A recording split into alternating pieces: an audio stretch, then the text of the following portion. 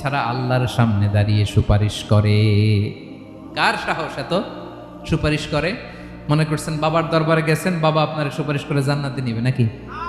আরে বাবার খবর কি হবে ওটাই তো বাবা জানে না। কথা বলেন। আপনি যে পীরের দরবারে যে সিজদায় পড়ে রইলেন, ওই পীরের অবস্থা কি হবে ওটার কোনো গ্যারান্টি আছে? এই সহজ হিসাবটা বুঝে না।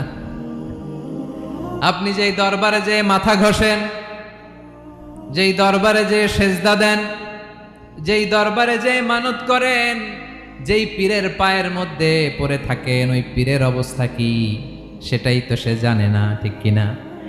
কেউ সুপারিশ করতে পারবে না। তবে হ্যাঁ, আল্লাহ যদি কাউকে দয়া করে অনুমতি দেয় তাহলে করতে পারবে, তাহলে পারবে। সেই কিয়ামতের দিনটা বড্ড ভয়ঙ্কর, কেউ সুপারিশ করার সাহস পাবে না। আরে আমার অবস্থা কি আমি জানি না, আমি আবার কারোর জন্য সুপারিশ করবো?